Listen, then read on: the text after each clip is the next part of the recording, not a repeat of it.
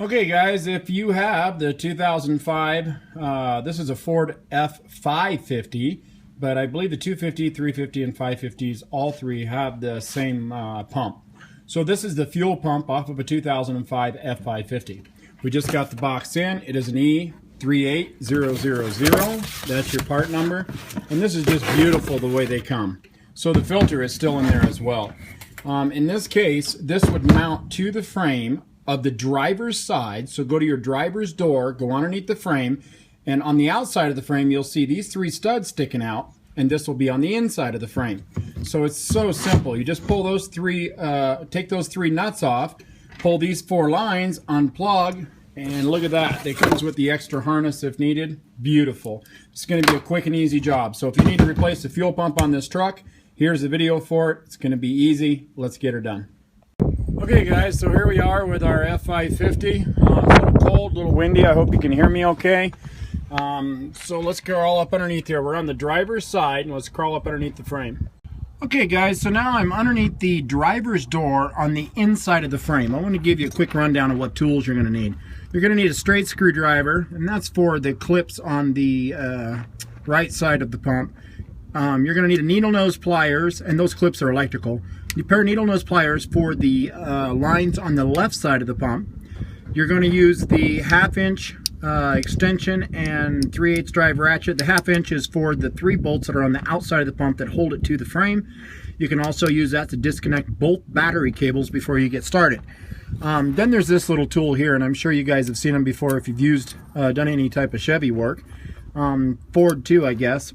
It's the little release tool for the fuel lines, and you're going to find those on the right side of the pump here. So they're extremely simple to use if you've never used them. You just pretty much slide them down in there and push pressure, push the hose this direction, and then once you get it this way, push this in and grab them both together and slide them right out. Now you can see where I have grinded mine here, and that's because there are some Isuzus that use these also that you cannot get either side inside there because both lines are in the way. So if you run into that problem ever where the two lines are so close to each other, simply just grind it like that. It works perfect for me, and I've had this for a long time and probably will too. It doesn't hurt to take some meat off of it.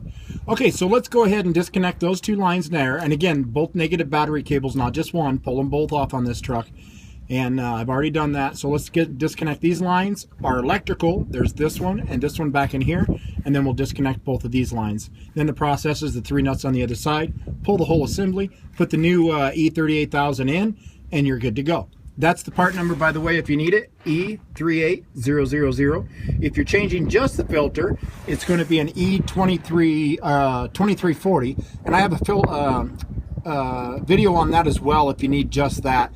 You can click on my name underneath this video, go to all my other how-to videos, and scroll down and find the fuel pump on this Ford, or fuel filter if you need it. So alrighty, let's get started. Okay, so we got those lines off now. Now, if you notice, the top lines are a little bit smaller than the bottom lines. And if you notice your tool that you have here, the one side's smaller than the other, so clearly the small one and the big one, and I guess you get that. So the needle nose pliers are used on this side because the hoses are so tight that once you push the clip in, you can't pull them back. So use the needle nose pliers, grab them, squeeze them, and pull them back.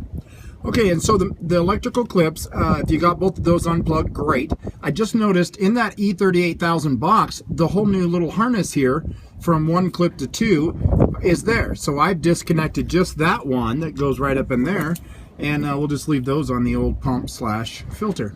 So let's go on the other side now, grab our 1/2 inch socket, and let's drop those 3 nuts and get this thing out of here. Boy, I sure do like this 38000 kit. This thing just makes things so simple. So now you're going to take the new harness and just plug in both clips. If you're not sure, the gray one does not go on the bottom. However, you'll figure that out because the clips won't go in correctly anyway. So now we're just going to take off the plastic caps that came with the new pump and get ready to reinstall it.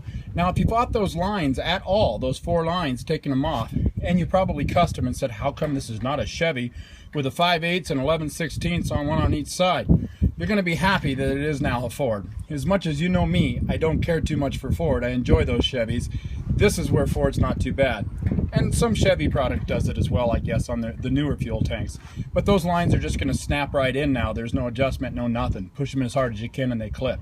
So here's where the part of the job gets extremely easy, quick, and easy to do.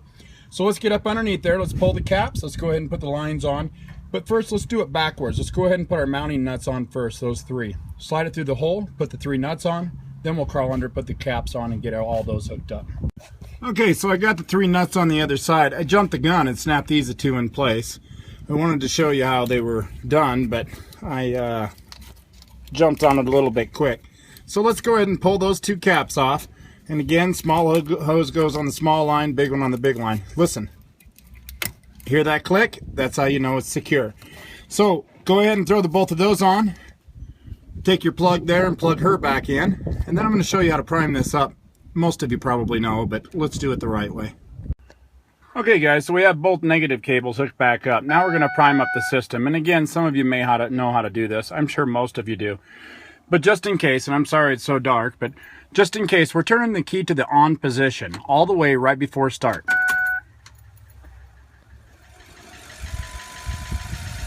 I'm sure that you can hear that. So the fuel pump is priming up the fuel right now, and we're going to fill up that filter. Shut the key off, turn it on again. You can hear it priming up, it'll stop. There, it stopped. So we're going to do this process a total of 5 times. Be right back. Okay, it's on number 5 now. Didn't want you to have to sit and wait. So there she stopped. Let's fire it up. Now we're going to let it run. What we've done by priming it up is we purged some of the air out of the system, but not all of the air. The rest of the air will get purged out while it's running. Do not shut it off at this point. Let it run for a minimum of 2 to 3 minutes. That will purge the rest of the air out of the system. And that's it. You've done a fuel pump change on your F-550 or smaller.